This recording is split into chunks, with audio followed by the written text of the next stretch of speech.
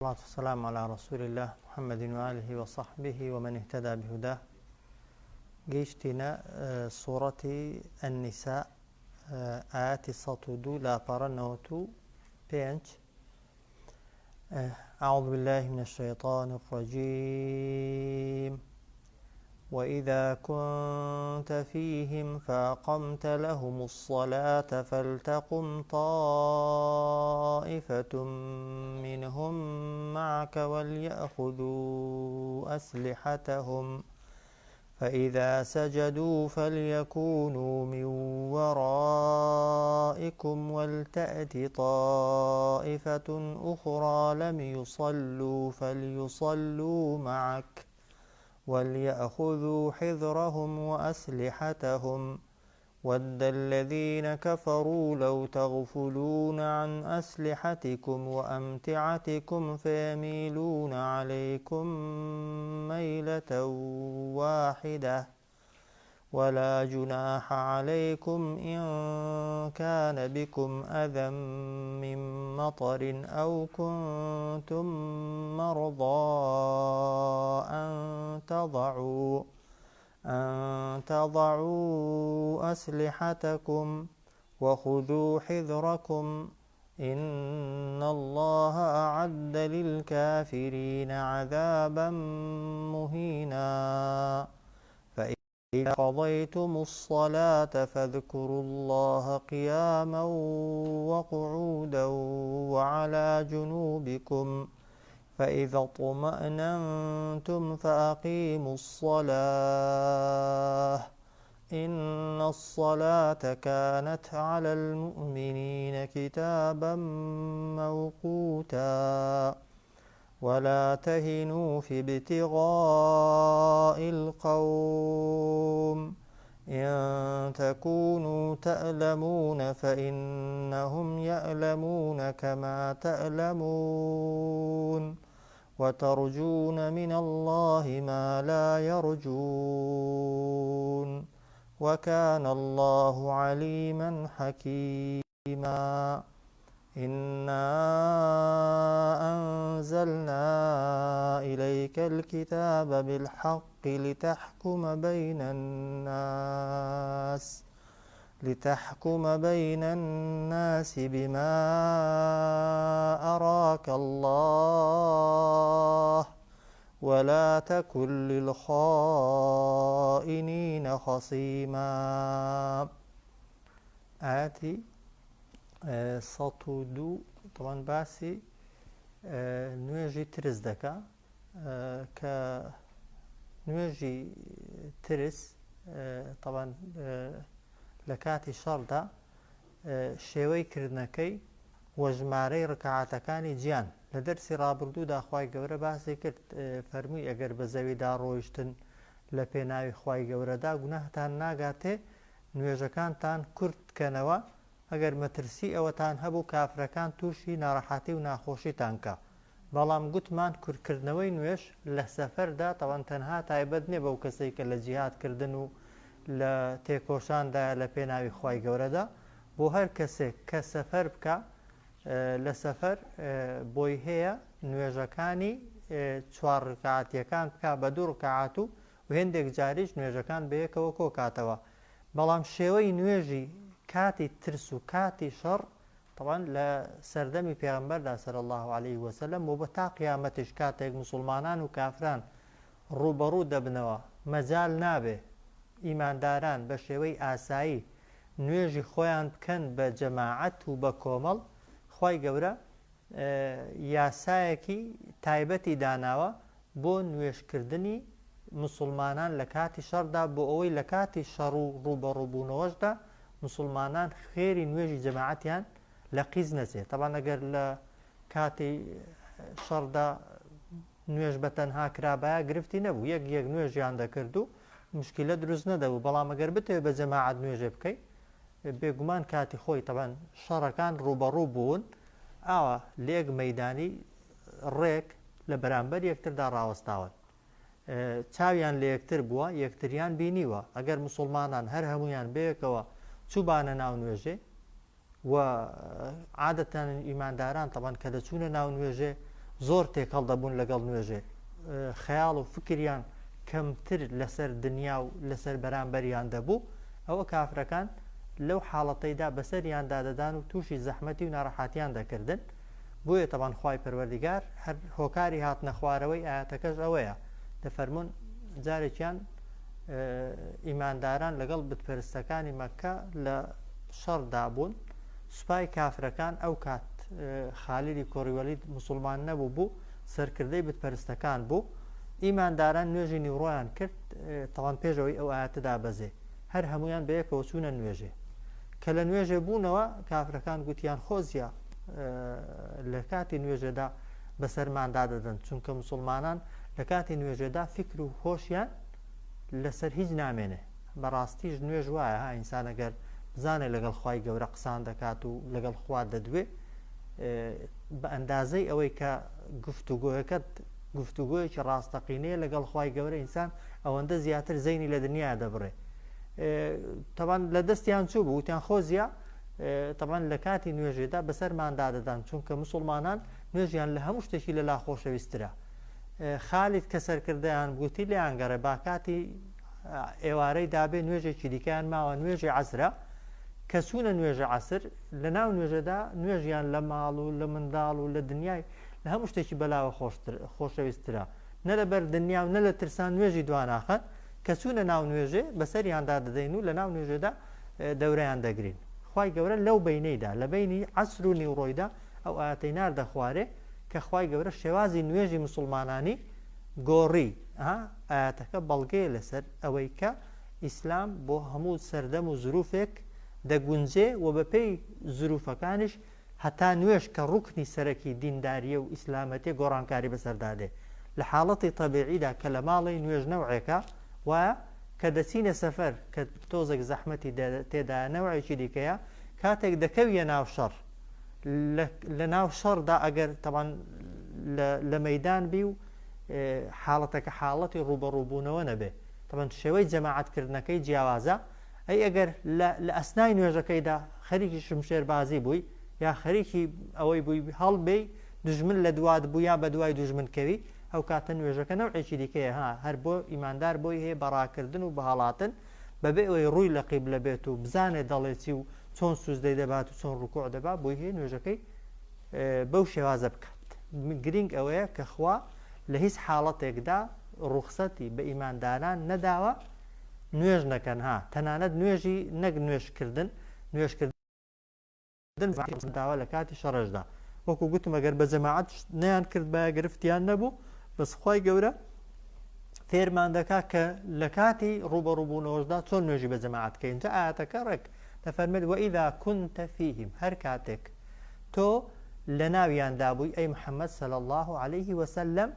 فأقمت لهم الصلاة فأقمت يعني هەستای بۆ ئەوەی نوێژیان بۆ بکەی وإذا كنت فيهم کاتێک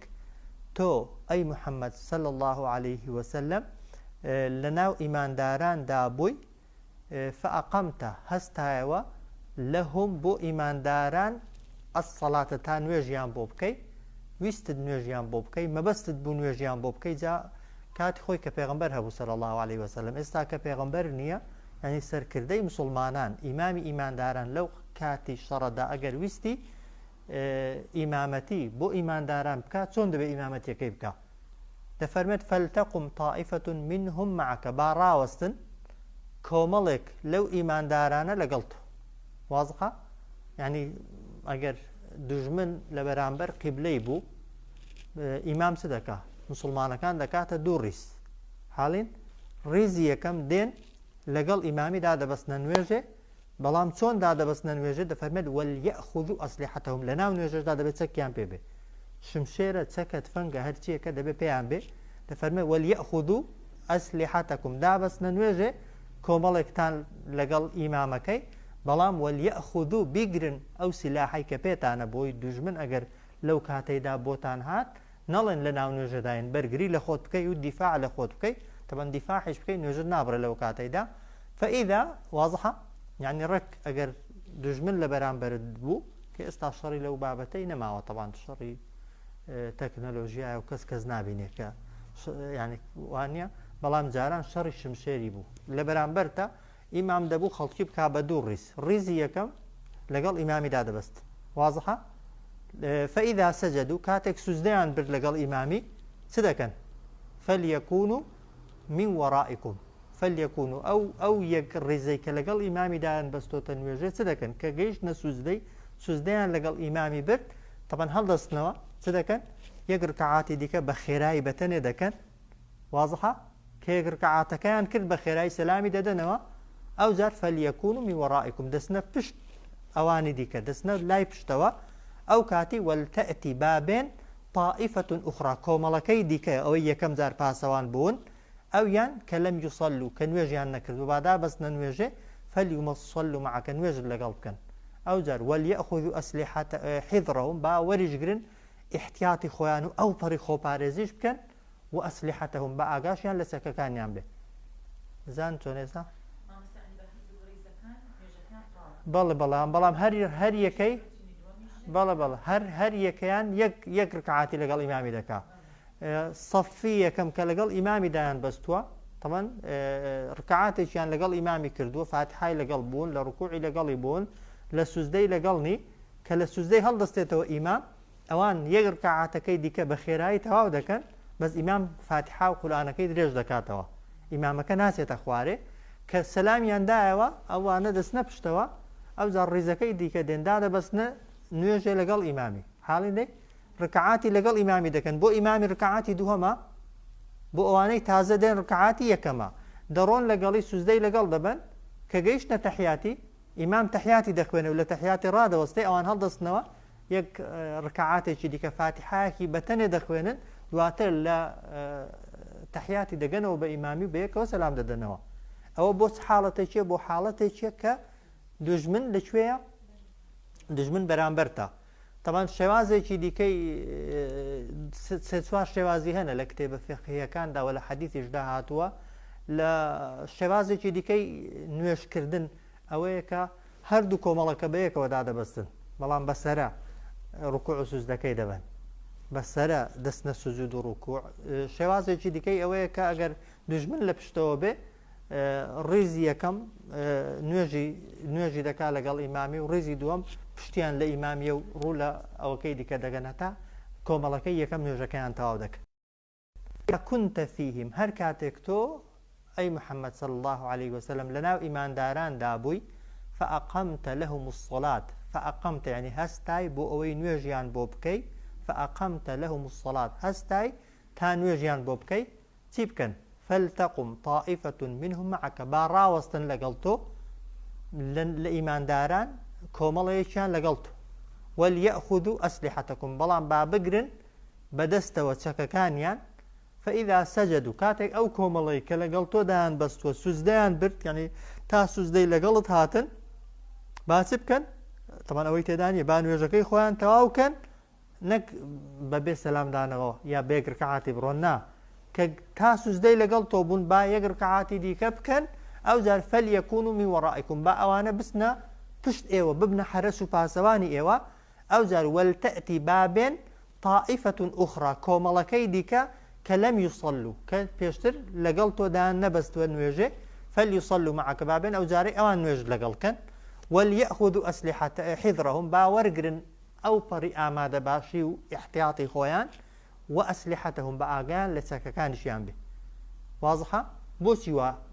نوێژە دەکەن چونکە خوا دەفەرمێ وەدە الذینە کەفەڕوا پێیان خۆشە ئەوانەی کە بێ باوەڕن لەو تەغفولون عن ئەسلحەتیکم ئێوە بێ ئاگا ببن لە چەک و سیلاحەکانتان و ئەمتیعەتیکم و لە کەلوپەلەکانتان ئاگاتان لە کەلوپەلەکانتان نەمێنێ بۆ فەیەمیلونە عەلەیکم تا بدەن بەسەرتاندا مەیلەتەن واحدە بە یەک جار بەسەردادان و بە تەواوی ئیبادەتان کەن و لە ناوتان بن وازحە بەڵام خوا دەفەرمێ وەلا جوناح عەلەیکم هیچ گوناهتان ناگاتێ طبعا لە حاڵەتی شەڕدا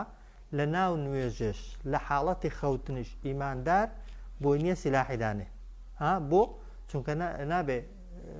کەم تەرخەم بی ئەگەر کەم تەرخەم بووی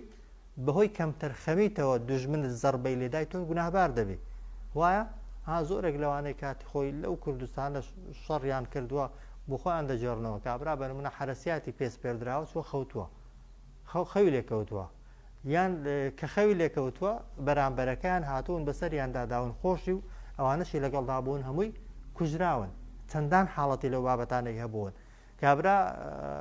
مەسەلەن پاسەوانەی و حرەسیاتی پێس پێدراوە لە جیاتی ئەوەی ئاگای لە بەرامبەرەکەی بێ خۆی مەشغوڵ کردو بە مۆبایلێکی و بە تەلەفۆنێکی ئاگای لێنە بووە تا گرتویانە یا سیلاحیان لێستاندووەتەوە لەو حاڵەتەدا تەپەن کەسەکە دەبێتە گوناهباری خۆشی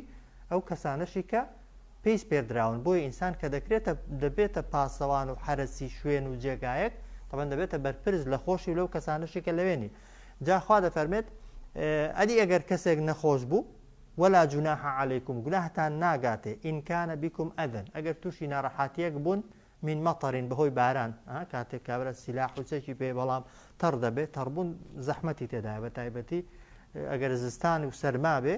و لە حاڵەتی دیکەشدا تەڕبوون هەر ناخۆشە ئەو كنتم مرضى ئەگەر ئێوە یەکان نەخۆش کەوت ئەن تەضعوا ئەسلحەتەکم گوناهتان ناگاتێ کەچی بکەن کەچەکەکانتان دابنن بەڵام وەخودوا حیذرەکم هەر وریای خۆتان بن و احتیاطی خۆتان و خۆپارێزی خۆتان هەر بکەن لەو کاتەشدا إن الله أعد للكافرين عذابا مهينا بێگومان خوای گەورە ئامادەی کردووە بۆ ئەوانەی کە بێ باوەڕن سزایەکی ڕیسوا کرد واضح ئاەتەکەوانە ئاەتەکە مەفهومەکەی و ناوەڕۆکەکەی ئەوەیە کە کاتەکە کاتی شەڕ بوو کاتی ڕوبەڕووبوونەوە بوو ئیمامی ئیمانداران مەرزنی پێغەمبەر بێ صلی الله عليه وسلم مسلمانان دەکا بە دوو ڕیز وایە ڕیزێکیان ڕکعاتێک لەگەڵ ئیمامی دەکەن و ڕکعاتی دووەم بۆ خۆیان تەواو دەکەن یەکسەر دەبنەوە بە حەرەس وایە ڕیزەکەی دیکە دێن ڕکعاتی دووهەم لەگەڵ ئیمامیدا دەبەستن یەک ڕکعاتی لەگەڵ ئیمامی دەکەن ڕکعاتی دووهەم بۆ خۆیان تەواو دەکەن و دواتر لەگەڵ ئیمامی سەلام دەدەنەوە بەوەی هەردوو ڕیزەکە خێری جەماعەتیان دەگاتێ و لە هەمان کاتشدا تەبان هەر جارەیان یەکێکیان دەبێت بە حەرەس و پاسەوانی ئەوەکەی دیکە دوژمن و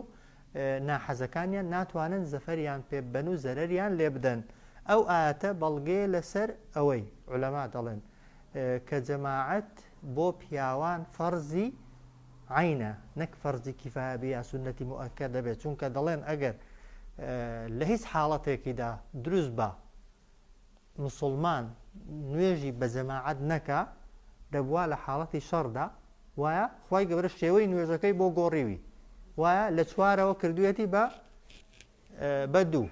ئەو جار شێوەی دابەستنەکەی ئێستا لە حاڵەتی تەبیعیدا بۆ نییە بچی ڕکعاتێکی لەگەڵ ئیمامی بکەی و بچی بە کەیفی خۆت ڕکعاتەکەی دیکە سەلام دەیەوە و پێش ئیمامی کەویەوە بەڵام لە حاڵەتی شەڕدا خوای گەورە ئەو شێوازی نوێژەشی بۆ گۆڕیوی دەڵێن خوای گەورە گۆڕانکاری بەسەر شێوازی نوێژەکەی داهێناوە لەبەر خاتری چی لەبەر خاتری جەماعەتەکەی خۆ ئەگەر دوو سێ جەماعەتیان کردبایە یا نوێژیان کردبایە هیچ گرفتێک دروست نەدەبوو وایە یەک نوێژی دەکرد دوو دەیکرد سێ دەیکرد ئەوکانی کە حرەسیاتیان دەکرد بەڵام خوای گەورە لەو کاتەشدا ئەمری کردووە بە پێغەمبەر صلی الله عليه وسلم کە لەو حاڵەتەشدا نوێژەکەی بە جەماعەت بکات و خێری جەماعەت یا واجبیەتی جەماعەت لە کیس خۆی و لە کیس ئەوانەشی نەدا کە لەگەڵنی جاوە بۆ هەر کەسێکی دیکەش هەروایە کە پێغەمبەر صلی الله عليه وسلم لە حیات دانەما ئەوە یەک بەڵگەیەکی دیکەی یعنی شتێکی دیکە کە لە ئاەتەکەی فێر دەبین ئەوەیە کە ئەوە هیچ نوێژەکە بە جەماعەت ئەگەر فەوتاش ئەی نوێژ فەوتاندن نوێژ چواندن هیچ عوزرێکی هەیە بێگومان نەخێر لە حاڵەتی شەڕیشدا خوارڕێی نەداوە نوێژێ بە تەنێش بکەی بۆ پیاوان تەبان ئەدی ئەگەر هەرنەی کاکەسەکە کاتێک مەترسێکی لەسەر دروست دەبێ یان مەشغەڵەتێکی بۆ دروست دەبێ یا سەرقاڵیەکی ئاسایی بۆ دروست دەبێت خۆی سەرقاڵیەک لە سەرقاڵی شەڕکردن گەورەتر نییە هیچ مەترسیەک لە مەترسی شمشێربازی و ڕوبەڕووبوونەوە لەگەڵ کافراندا مەترسیدارتر نییە لەو حاڵەتەدا خوای گەورە ڕێی نەداوە نوێژ بچوێندرێ دوا بخرێ لە کاتی خۆیدا و هەروەها ڕێشی نەداوە هەتا نوێژەکە ئەگەر بە جەماعەتیش نەکرێت پاشان دەفەرمێتی فەئیذا قەضەیتم الصەلاتە ئەگەر نوێژەکەتان تەواو کرد نوێژەکەی بەو شێوازە بکەن یعنی کۆمەڵێک لەگەڵ ئیمامیدا نوێژێ بکەن و کۆمەڵێکیش با حەرەز بێ وایە ئەدیگە نوێژەکەتان کرد فەئیذا قەضەیتم الصەلاتە کە کە نوێژەکەتان تەواو کرد فەذکروا الله ئەو کاتە یادی خوای گەورە بکەن کە ئەو یادی خوایش زۆرێک لە مفەسیرین دەفەرمون مەبەستی تەسبیحات و ذیکرەکانی دوای نوێژەکانن کە ئەوەش بۆ خۆی بە شێوەی ئەمر خوا دەفەرمێت فەئیذا قەضەیتم الصەلاتە فەذکروا الله کاتێک کە نوێژەکانتان تەواو کرد یادی خوای گەورە بکەن چۆن قیامەن بە پێوە ئەگەر نەتدەتوانی دانیشی بە پێوە بە ڕۆیشتنەوە ذیکرەکان بخوێنە وە قوعودەن دەکرێت بە دانیشتنەوە ذیکرەکان بخوێنی ئەگەر پێویست بوو دانیشی وعلى جنوبهم لەسەر کەلەکەش دەتوانی ذیکرەکان بخوێنی و یادی خوای گەورە بکەیت جا ئاەتەکە هەم بەڵگەیە لەسەر ئەوەی کە ذیکرەکانی دوای نوێش ئەگەر واجبیش نەبن وەک دەڵێ خوای گەورە بە شێوەی فەرمانکردن فەرمانی کردووە تا ئیماندار هەتا بۆی بکرێ پێوە پابەند بێت و لێی یعنی کەمتەرخەمی لێ نەکا ئەوە یەک دووهەم تەمان ئەگەر لە حاڵەتی تەبیعیدا چاک وایە کە نوێژت کرد لە شوێنی خۆت نەڕۆی هەتا ذیکرەکان دەخوێنی بەڵام لە حاڵەتی ناتەبیعیدا ئەگەر عوزرێک هەبوو بەڵێ دەکرێت نوێژەکەت نوێژ نابێ حرەکەی تێدا بێ سەلامت دایەوە بۆت هەیە بە ڕێگاوە بە ڕۆیشتنەوە ذیکرەکان بکەیت دەکرێت بە دانیشتنەوە بەڵام لە غەیری شوێنی نوێژەکەت تەبەن ذیکرەکان بکەیت دەشکرێت پاڵکەوێ و لەسەر پشت بێ لەسەر کەلەکە بێ ذیکرکەی کە ذیکرکردن بە هەموو شێوازەکان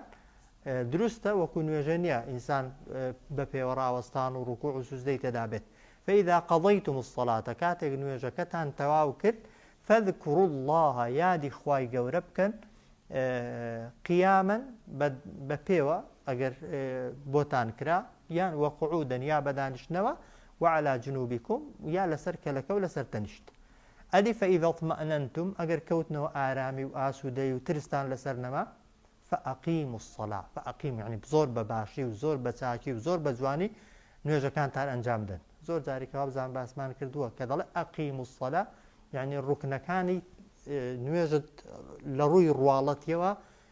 بەو شێوازە بن کە پێغەمبەر کردوێتی صلی الله عليه وسلم و لە ڕووی ناوەڕۆکیشەوە نوێژەکەت ئەو پەڕی خوشوع و ملکەتی و لە خواترسانی تێدا بێ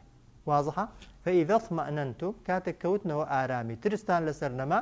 فأقیموا الصلاة نوێژەکانتان بەو شێوازە بکەن کە خوا واجبی کردووە بەو شێوازە بیکەن کە پێغەمبەر صلی الله عليه وسلم فێری کردوون یعنی بە ڕوکوع و سوجدە و ئەرکانی جوان لە ڕووی ڕواڵەت و شکڵەوە و لە ڕووی ناوەڕۆکیشەوە خوشوع و ملکەتیتان هەبێ لە نوێژەکانتاندا بۆ چونکە ئین الصەلاتە بێگومان نوێژ كانت على المؤمنين لەسەر ئیمانداران کتابن واجب کراوە نووسراوە فەرز کراوە مەوقوتە کاتەکەشی بۆ دانراوە وایە طبعا ئەوە نییە ئەتۆ پێنج نوێژن لە شەو ڕۆژێکیدا دەکرێت پێنجان بەیەکەوە بکەیت ناکرێ ئەی دەکرێت ئێستا نوێژی عەسرێ نەبووە نوێژی عەسرێ بکەیت پێشەوەی ببێ ئەی ئەگەر کەواتە مادام پێش ئەوەی نوێژ ببێ دروست نێبیکەی ئەی دوای ئەوەی کە کاتەکەی تێدەپەڕێ ئەوش دروست نییە دەڵێن قەضاکردنەوە نییە ئەو ئاتەی دەکەنە دەلیل ئین الصەلاتە كانت على المؤمنين كتابا بێگومان نوێژ لەسەر ئیمانداران کتابە یعنی نووسراوە و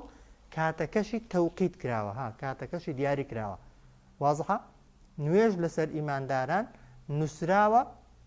و کاتەکەشی دیاری کراوە چۆن ناکرێت پێش ئەوەی نوێژ ببێ بە ئەوە طبعا لە حاڵەتی بانگدا زۆر وریابن یەکێک لە مەرجەکانی نوێژی چییە ئەوەی وەختی یعنی دڵنیابی لەوەی کە وەختی نوێژەکەی هاتووە بۆیەژە زۆر جار دەگوترێت لەگەڵ بانگی تا بانگ تەواو دەبێ نوێژی دانەبەستی یا دروست نییە ئەو وەکو احتیاط وایە دەناگە دڵنیابی لەوەی نوێژ بۆ بانگیش نەدا دابەستێ نوێژە هەر دروستە بەس بانگ عادەتەن بەتایبەتی ئێ و سنوورەی ئێمە بانگی ئێمە احتیاطیاتێندا نییە بەڕاستی زۆر جاریش گومان هەیە لە بوون و لە نەبوونەکەیان بۆیە لای کەمی ئینسان هەتا بانگ تەواو دەبێ ڕاوەستێ یا ئەگەر دوای بانگەکەش چەند دەقەیەکی پێ بچێت و دڵنیابی لەوەی یەقینت پەیدا بێ کە نوێژەکە بووە و دابەستێ نوێژێ چاکترە وازحە بەڵام پێش بوونی نوێژەکەی دابەستێ نوێژێ لە ناو نوێژەدا بانگیشدا نوێژەکەت هەر دروستنی دەبێت لەگەڵ ئەڵڵاه ئەکبەری دابەستنە نوێژێ نوێژەکە بوو بێ جاری وایە دادەبەستێ نوێژە بە نمونە پێت وایە بانگ بووە بەڵام لە ناو نوێژێدای بانگ دەدا نوێژەکەت بەکەڵ هاتووە یا بەکەڵک نهاتووە بێگومان بەکەڵک نهاتووە مەگەر بە دەقە و بە سەعات و بە شت عیلمت هەبوو بێ پێشتر دەنا یەکێک لە مەرجەکانی نوێژی ئەوەیە کە دەبێت دڵنیابی لەوەی کاتی نوێژەکەت هاتووە ئەو جار نوێژەکەت دابەستێ جا چۆن دەبێت لە سەرەتاکەی دڵنیابی دەبێت لە کۆتاییەکەشی دڵنیابی هەموو نوێژێک خوای گەورە داینە ناوە بەڵێ چاکترین کردەوە لای خوای گەورە ها ئەحەب الأعمال إلى الله الصلاة على وقتها کە چاکترین کردەوە لای خوای گەورە ئەوەی ئینسان نوێژێ لە کاتی خۆیدا کاتی خۆی یعنی دڵنیابی لەوەی بووە لە سەرەتای بوونی نوێژەکەشدا طبعا نوێژەکەت بکەیت هەندێکیش دەفەرمون الصلاة على وقتها مەبەستی ئەوەیە کە لەو مەسافەیەدا کە دانراوە گرنگەوەی بیکەیت بنمونە نوێژی عەسر کە نوێژ دەبێت جارێ 2 سەعات 3 سەعاتی پێدەچن تا مەغریب دەبێت وایە 3 سەعاتت مۆڵەتە 3 سەعاتت مۆڵەتە لە دەقەی یەکەمەوە کە نوێژ دەبێت بۆ هەیە نوێژی بکەیت هەتا دەقەی کۆتایی کە خەریکە نوێژ دەچێت لەو مەسافەیەدا بەڵام چاکترین کات کام کاتەیە طبعا سەرەتاکەیتی و ئەوەلەکەیتی کە دڵنیا بووی لەوەی نوێژ بووە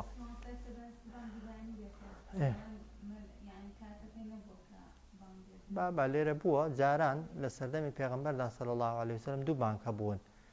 بەڵام پێغەمبەر فەرموویەتی هەم بە خەڵکی مەدینەی گوتبوو ئەگەر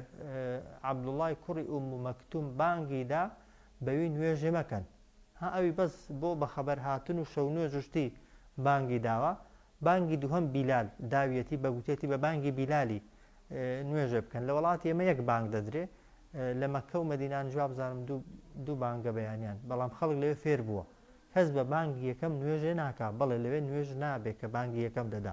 بۆیە بە بانگی یەکەم نوێژ دروست نییە نوێژی بەیانی دەبێت بە بانگی دووەم بدەیت بەس لە وڵاتی ئێمە نا لە وڵاتی ئێمە هەتا نوێژ نەبێ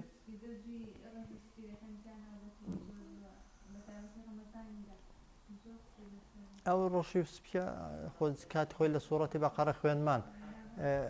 خوێنمان بەس مەبەستی ڕەش و سپی تەوان ئەوانەی تەفسیری ڕەش و سپی دەکەن بۆی کە دەبێت دنیا ڕووناک بێتەوە لی تێنەگەیشتون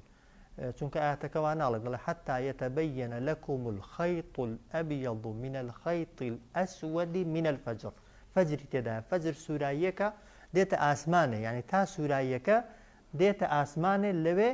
سووراییەکە بینی شەو ڕۆژە لەوێ کە لە ئاەتەکەی دەڵێ سپی یعنی ڕۆژ ڕەش یعنی شەو نەک ئەوەی دوو پەتان لە کنیەکدانەی هەتا سپیەکە تەواو دیار دەبێت و ڕۆژەکە تەواو دیار دەبێت چونکە پێچەوانەیە لەگەڵ حەدیثی پێغەمبەر صلی الله عليه وسلم عایشە دەفەرمێت ئێمە لە مەدینەی ئافرەت دەچوونە مەدینەی دوای ئەوەی کە جەماعەتیشیان دەکرد دەڕۆیشتنەوە کەس ڕەنگ و ڕوخساری نەداناسینەوە لە ناو تاریکاییەکەیدا یعنی هێندە دنیا تاریک دەبوو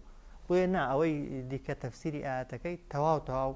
هەڵەیە بانگی ئێستا ئەگەر بە دەقە و بە چرکە تەبان لەو تەوقیتانەی دانراون هەڵەیەک هەبێت دەنا لە خودی ئەوەی کەس بانگ نادا هەتا نوێژ نەبێ فەجرەکەش دیارە سووراییە کە خۆر کەسێک بچێتە دەرێ جاران سەعات نەبوو خەڵکەر بە دوو فەجر هەنە شەوانە یەکیان پێ دەوترێت فەجری صادق یەکیان پێ دەوترێت فەجری کاذب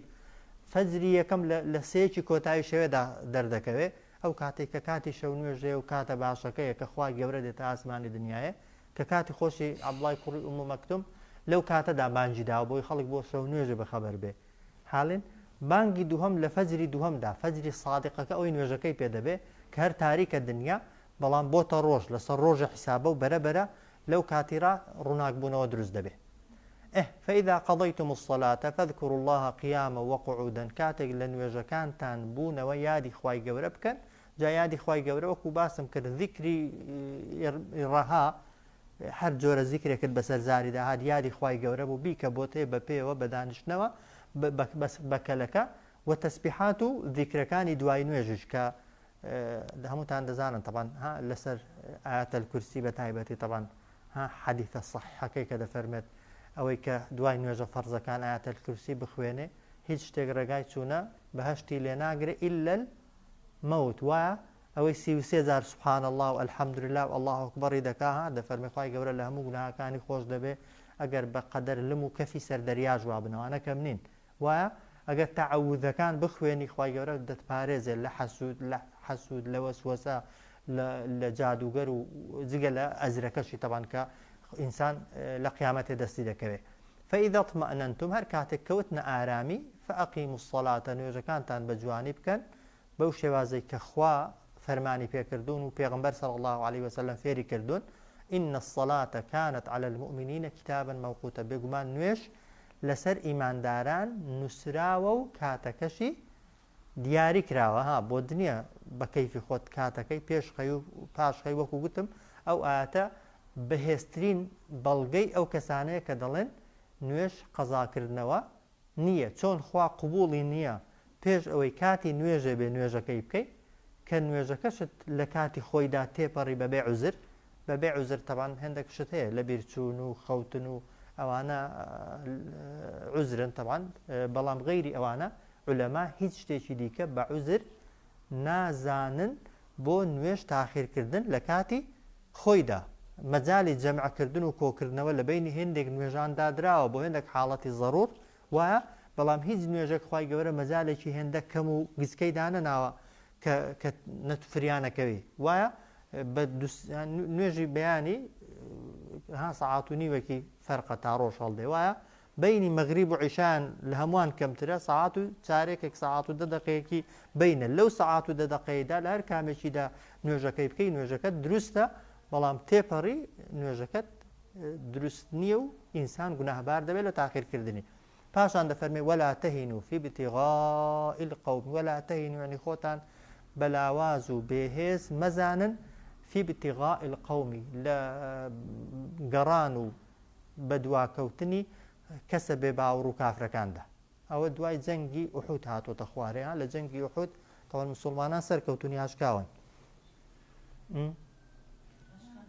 سەرەتا سەرکەوتن وایە سەرەتا سەرکەوتن بەڵام کە خەریکی ماڵ و کۆکردنەوەی غەنیمەت بوون لە شتێکدا هێندێکیان سەرپێچی ئەمری پێغمبەریان کرد صلی الله عليه وسلم تیر هاوێژەکان کێوەکەیان بەجێهێشت تەبان خوای گەورە وەکو عقوبە و وەکو تەنبێکردنیش مسلمانان شکان کە شکان چەند کەسیان لێ شەهید بوو 70 چەندیان لێ بەدیلگیرا دیسان نزیکی 70 کەسیان لێ بەدیلگیرا ئەو کەوتنە بۆ ئیمانداران شتێکی قورس و تەبان دڵتەزێن بوو خەریک بوو مسلمانان وایان لێبێ ڕوحی ڕوبەڕووبوونەوە و معنەویاتی ڕوبەڕووبوونەوەیان لەگەڵ کافراندا نەمێنێ جاخوا پێیان دەفەرمێت وەلا تەهینوا فی ابتغاء القوم خۆتان بەلاواز و بێهێز و بێدەسەڵات پیشان مەدەن لە ڕوبەڕووبوونەوە و بەدواداگەڕانی کەسە بێ باوەڕەکاندا بۆ چونکە ئین تەکونوا تەئلەمونە ئەگەر ئێوە لە کاتی ڕوبەڕووبوونەوەدا تووشی ناڕەحاتی و ناخۆشی و ئێش و ئازار دەبن فإنهم يألمون ئەوانیش تووشی ناڕەحاتی و ناخۆشی دەبن کەما تەئلەمون هەروەکو چۆن ئێوە تووشی ناڕەحاتی بوون وایە لە بەدر هەر ساڵێک پێشتر مسلمانان 70 لە بتپەرستەکانیان کوشت وایە کە هەمە سەرە گەورە و ستەمکارە گەورەکە و تاغوتە گەورەکە و خوێن مژە گەورەکە و ستەمکارە گەورەکە بوو لە ئیمانداران بەدەستی ئیمانداران کوژران وایە 70 کەسیان لێ بەدیل گیرا کە 70 کەسە کە زۆریان هێندێکیان بە پارە و هێندێکیان بە فێرکردنی ئیمانداران و هێندێکیان هەریەکان بە جۆرێک دواتر ئازادکردن وایە کە ئەوان ئێوە تووشی ناڕەحاتی دەبن ئەوانیش وەکو ئێوە تووشی ناڕەحاتی دەبن بەس جیاوازیەکە لە چیدایە وەلا تەهینوا فی ابتغاء القوم تووشی یعنی بێتاقەتی و بێهێزی و لاوازی مەبن لە بەدواداگەڕان و ڕوبەڕووبوونەوە لەگەڵ کافراندا بۆ ئین تەکونوا تەئلەمونە ئەگەر ئێوە لە کاتی ڕوبەڕووبوونەوەدا تووشی زەحمەت و ناڕەحاتی دەبن ئەوە فإنهم يألمون ئەوانیش تووشی ناڕەحاتی دەبن کەما تەئلەمون هەر وەکو چۆن ئێوە تووشی ناڕەحاتی دەبن بەس فەرقەکە لە چیدایە دقت ئێرەدەن وتەرجون من الله ئێوە ئومێدتان بەخوا و بە پاداشتی خوا هەیە ما لا يرجون کە ئەوان ئەو ئومێد و پاداشتەشیان نییە کەسێکی بێباوەڕ بێمەبدە یعنی ئیستیعدادی هەبێ لە پێناو کەسێکی دەسەڵاتداری دنیاییدا خۆی بە کوشدا کە هیچی بۆ ناکە وایە و هیچ ئومێدێکیشی پێ نییە لە قیامەتێ نە ڕزگاری کاو نە شەفاعەتی بۆ کاو لە ئاگر بهێنێتە دەرێ ئامادە بێ خۆی بە کوشدا بەڵام کەسێکی ئیماندار کە بە تەمای بەهەشت بێت و خوای هەبێت و خوایەکەشی هەموو شتی بەدەست بێ ئەتۆ ئەو ڕوحیانەتت نەبێ بۆیە ئینسان کە کەسێکی بێمەبدە دەبینی جاری وا هەیە بۆ مەبدەئێکی پوچی دنیایی هەموو قوربانیەک دەدا بەڵام کەسێکی ئیماندار کە دەزانێت لەسەر هەر قسە و هەنگاوێک لە پێناوی خوادا هەڵی بێنێ پاداش وەردەگرێتەوە سەیرە بەڕاستی ئینسان کەم تەرخەمی بکات و تەنبەڵی بکات وایە جا بۆ زۆر شتی وایە بە نمونە نەخۆشی خۆ موسڵمان و خەڵکی ناموسڵمانیش نەخۆش دەبێ وایە بەڵام ئەگەر ئیماندارێک نەخۆش دەکەوێت و پێی ڕازیە لەگەڵ کەسێکی دیکە کە بە نەخۆشی ڕازی نییە فەرقەکەیان چییە تەبەن ئازارێکی کرد دووکیان وەکوویەکە وایە بەزە تۆ ئومێدت هەیە پاداش بدرێەوە ئەو ئومێدی نییە کەسێک ماڵ دەبەخشێ لە پێناو خوا کەسێکی دیکە بۆ دنیا دەیبەخشێ وایە ئەوەی بۆ خوا دەیبەخشێ خۆ دڵنیای لەوەی خوای گەورە بەدە ئەوەندە و سەد ئەوەندە دەداتەوە واش کەسی دیکەی بێباوەڕ ببەخشێت بزانێ ناژی درێتەوە پێشی وابی ناژ درێتەوە لە تۆش زیاتر ببەخشێ لە تۆش سەخیتر بێ بێگومان جێی سەرنجە ها یان لە کاتی ڕوبەڕووبوونەوەی مسلمانان و کافران ئیماندارێک دڵنیا بێ لەوەی شەهید بێ دەچێتە بەهەشت و خوا لە گوناهی خۆش دەبێ ترسنۆکش بێ کەسێکی دیکە ئیمانی بە قیامەتێش نەبێت لە تۆ بەغیرەتتر بێ لە تۆ غیرەتی زۆرتر بێ جێی سەرنجە کەسێک بە نمونە خزمەتی دین دەکا بەڵام ترسنۆکە ناوێری ڕاستی بڵێ ناوێری حەق بڵێ حەق دەشارێتەوە بەس بۆی نەیگرن نەیکوژن سزنی نەکەن دڵنیاشە لەسەر هەموو ئەوانە ئەگەر تووشی ببن پاداش دەدرێتەوە وایە کەسێکی دیکە ئیمانی بە قیامەتێژ نییە فکرەکەی خۆی دەڵێ خزمەتی دەکا خۆی ماندوو دەکا ئامادەیە بمرێ بکوژرێ لە پێناویدا بەڕاستی ئەوە جێگای سەرنجە کە خوای گەورە لەو ئاەتەیدا فێرمان دەکا کە ئینسان هەمیشە دەبێ لەگەڵ کەسی بێ باوەڕدا خۆی بەوە بەراوردکە ئەتۆ قیامەتت هەیە لەسەر هەر خۆشی و ناخۆشیێک کە توشت دەبێ بەڵام کەسی بێ باوەڕ ئەوەی نییە وەتەڕجوونە من الله ئێوە ئومێدتان بەخوا و پاداشتی خوا هەیە ما لا یەڕجون ئەو ئومێدەی کە ئەوان نییانە ئەوان ئەو ئومێدەیان نییە وەکان الله علیما حەکیمە خوای گەورە زانا و دانایە زانایە بەنیەتی دڵەکانتان و حەکیمیشە بڕیارەکانی لە شوێنی خۆیدان خوای گەورە کە ئیماندارانی لە ئوحود شکاندن بە حیکمەتێک شکاندنی بۆی فێر بن هەتا قیامەتێ مەرزنێ ئینسان هەر سەرکەوێت لە دنیادا وایە ئەگەر ئیمانداران لە ئوحودیش سەرکەوتپانە طبعا تا قیامەتێ مسلمان دەبوو هەر چاوەڕێی سەرکەوتنیان کردبایە بەڵام پێغمبەری لێبوو صلی الله عليه وسلم سەحابەی گەورەی وەکو ئەبوو بەکر و عومەر و عوثمان و عەلی لێبوون بەڵام خوای گەورە شکستیشی هەر توش کردن بۆ چونکە کەم تەرخەمی هەبوو وایە کەم تەرخەمی هەبوو کەم تەرخەمی هەبێت خوای گەورە لەسەر کەم تەرخەمیەکەی عقوبەت دەدا ئەگەر ئیمانداریش بی وە فێرت دەکا حکمەتی خواوایە کە ئینسان دەبێت وەسائل بەکاربێنێ وەسائل بەکارنێنی خوای گەورە نەیکردوتە عادەت بەس بە دوعا و بەپارانەوە و هەمیشە بە مەلایکەت و فریشتە جوندیەکانی خۆی سەرخە دەبێت قودرەت و توانای خۆت بەکاربێنی خوای گەورە زانا و دانایە واضحە ولا تهنوا في ابتغاء القوم يعني توشي لاوازي و بێهێزی مەبن لە بەدواکەوتنی کەسە بێ باوڕەکان و ڕوبەڕووبوونەوە لەگەڵ کافراندا إن تكونوا تألمون أجر أوان إيوة توشي نارحاتي دبن فإنهم يألمون أوانش توشي نارحاتي دبن كما تألمون هر وكتشن إيوة توشي دبن وترجون من الله إيوة أميدتان بخوا وبپاداشتي خواها ما لا يرجون كأو أميدة أوان نيانا وكان الله عليما حكيما خواي قبر زانا ودانايا إنا أنزلنا إليك الكتاب بالحق بيقمان إيما روانا ما كردوا بولايتو أي محمد صلى الله عليه وسلم أو كتابة بالحق براستي هرتي لنا بداية هموي حقيقي مطلقة طبعا إنسان ناكره ليك حرفي ها شون إيمان من بوي هيك قرآن يك بيتي يك حرفي يك حركي كسره وضمي دسكاري نكراون واضحة دبي بهمان شيوش بيمان وابه كهرتي ناو روكو ما ناو أحكامي ناو قرآنية هر هموی حق و ڕاستە خوا بۆچی ناردووە تەنها بۆ ئەوەی وەکو پیرۆزی و بەرەکەت بیخوێنینەوە قورانێ بێگومان نەخێر بەڵێ خوێندنەوەکەشی خوای گەورە وەکو فەضل کردووە بە بەرەکەت گوێگرتنی کردووە بە بەرەکەت سیرکردنی کردووە بە بەرەکەت تەفسیرکردنی کردووە بە بەرەکەت هەر خۆی لەگەڵ ماندووکەی و فێریشی نەبی کردوویەتی بە بەرەکەت بەڵام لە ئەسڵی ئەسڵدا قورئان بۆ ئەوەی نهاتۆتە خوارێ قورئان ئیشێکی گەورەتری هەیە ها کە لێرە دەفەرمێ لتحكم بين الناس بۆی حکمی پێ بکەیت لە نێوان خەڵکیدا بۆی دادوەری پێ بکەیت بەو قورئانە لە ناو خەڵکیدا بما ئەراک الله بەو شێوەیە کە خوای گەورە ئەراکە یعنی پیشانی داوی یا فێری کردووی خوا واضحە پاشان دەفەرمێ وەلا تەکون للخائینینە خەسیمە نەبی بۆ ئەوانەی کە خیانەتکار و ناپاکن بە خەسیب بە بەرگریکار ئەی محەممەد صلی الله عليه وسلم قەت بەرگری لە کەسێک نەکەی کە خائینە ناپاکە ناپاکیت لەگەڵ دەکات جا ئەوە لەگەڵ کۆمەڵێک ئاەتی لاپەڕەکەی دیکە تێکەڵکێشن سەبەبی نزولی ئاەتەکەی ئەوە بۆ منافقێک کە بەڕواڵەت ئیماندار بووە دەڵێن چووە لە ماڵی جوولەکەیەکی دزی کردووە دزی بەڵام چۆن کردوێتی دزی کە جاران بەچی ئاشکرا بوون دزی جاران ئێستا کامێرەی دەگەڕێن وایە جاران بە شوێن پێی ئەو دزە چووە ئاردی بردووە تاوان ماڵی کەشی بردووە وەڵام هەندێک ئاردی بردووە لە شوێن خۆی ڕشتویەتی حاڵێ ڕشتویەتی هەتا ڕێ تا ڕۆیشتە تا گەیاندوێتی ماڵی کەسێکی ئەنساری پیاوێکی ئیمانداری ساڵح حاڵێ دواتر جوولەکە کە کەستی کردووە دزی لێکراوە تاوان بە شوێن پێکەش ئارد دیار بووە تاوان ئاردەکە بە دوای کەوتون چووە تاکوێ تا ماڵی کەسێکی ئەنساری بێتاوانی بێگوناه کاگای لە هیچ نییە وازحا لەوێ تاوان کەسەکە منافقەکە فەنی هەبوو ویستوێتی هەم ماڵەکەی دەستکەوێ هەمیش کێشەکەی لە کۆڵ خۆی کاتەوە هەمیش کەسێکی دیکەی ئیماندار کە ڕقی لێ بۆیان هەرچیەک بە ویستوێتی تووشی گرفتی کا و کێشەی کا لەگەڵ بەڵام بە زۆرێک لە زۆرەکان ئاشکرا دەبێت جوولەکە کەم ساحب ماڵەکە دەزانێت کە دزەکە دسە ئەسڵەکە چێە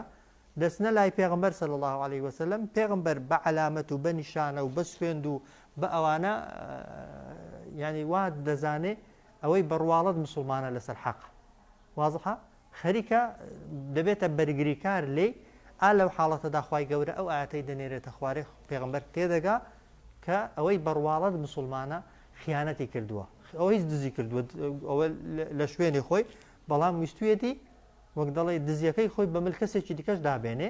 ئەو جار بە کۆمەڵێک بەڵگە و نیشانەی درۆی نەویستوێتی پێغمبەری صلی الله عليه وسلم کاتە تەڕەفی خۆی پشتگیری پێ لە خۆی بکە بۆی خوای گەورە دەفەرمێت ئینا ئەنزەلنا ئیلەیکە بێگومان ئێمە ڕەوانەمان کردووە ئەی محەممەد صلی الله عليه وسلم بۆ لای تۆ ئەو قورئانە بالحق هاتنە خوارەوەی بە شێوەیەکی حەق و ڕاستە بەڵام بۆچی هاتووە لتەحکومە بەینە الناس بۆ ئەوی دادوەری پێ بکەی بیکێ حەکەم و دادوەر لە بینی خەڵکیدا بیما ئەڕاکە الله بەو شێوازەی کە خوای گەورە ئەتۆی فێر کردووە جا بە وەحی فێری کردووی بە ئیلهام فێری کردووی بە خەون پیشانی داوی وەلا تەکون للخائینینە خەسیمە نەکەی بۆ خائینەکان بۆ ناپاکەکان ببیە بەرگریکار و دیفاعیان لێ بکەی ئەگەر سەیری کەلیمەکان کەینەوە وئیدا کاتێک کونتە تۆ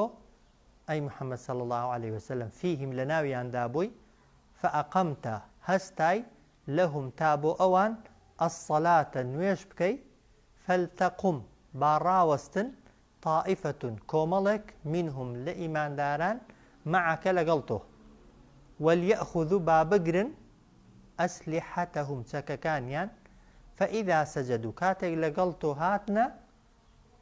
کڕنۆش سوجدا فەلیەکونوا من وەڕائیکم با بچنە دوای تەواوکردنی نوێژەکەی با بچنە پشت ئێوەوە وەلتەئتی ئەو جار بابێن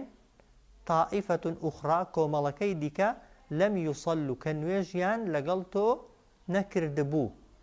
فەلیوسەلوا با نوێژ بکەن معەکە لەگەڵت وەلیەأخوذوا باوەریشی گرن و وریای وەلیەأخوذوا حیذرەهم با وەرگرن خۆپارێزی خۆیان و ئەسلحەتەهم بە ئاگایان لە چەکەکانیشیان بێ وەدە پێیان خۆشە الذینە کەفەڕوا ئەوانەی کە بێ باوەڕن لەو تەغفولونە ئێوە بێ ئاگا ببن عن ئەسلحەتیکم لە چەکەکانتان و ئەمتیعەتیکم لە کەلوپەلەکانتان فەیەمیلونە تا بدەن یعنی هێرش بکەنە عەلەیکم سەرتان مەیلەتەن واحیدەت بە یەک جار هێرشکردن و بەسەردادان ولا جناح عليكم هیچ گوناه لەسەر ئێوە نییە ئین کانە بیکم ئەگەر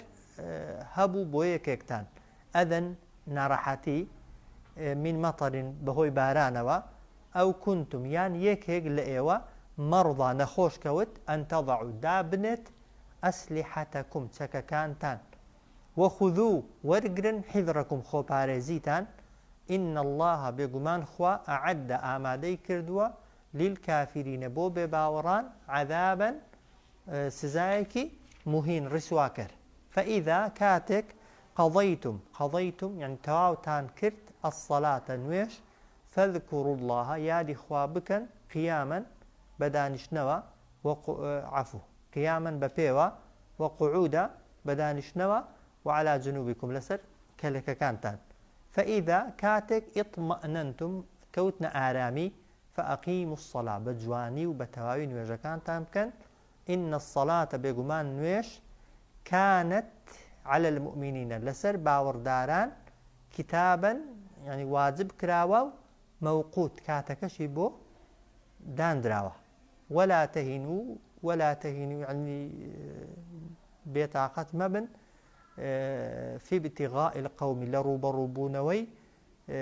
كسكان كسب باوركان إن تكونوا أجر إيوا تألمون توشي آزار دبن فإنهم بيقمان أوانش يألمون آزار دسيجن كما تألمون هل وكتون إيوا آزار دسيجن وترجون من الله إيوا أميدتان بخواها ما لا يرجون كأوان أميديان بخوا نية وكان الله خوا عليما حكيم زانا ودانايا إنا بيقمان إيما أنزلنا ناردو ما نتخوار إليك بولايتو الكتابة أو كتابك قرآن بالحق بشويش راستو دروست لتحكم تاداد وريبكي بو قرآن بين الناس لنواني خلقي بما أراك الله بو شوازي كخوا فيري توي كردوا يا خوا بشاني توي داوا ولا تكن نبي للخائنين بو ناپاكا كان بو خائن كان بخصي ببرگري كار صلى الله على سيدنا محمد وعلى آله وصحبه أجمعين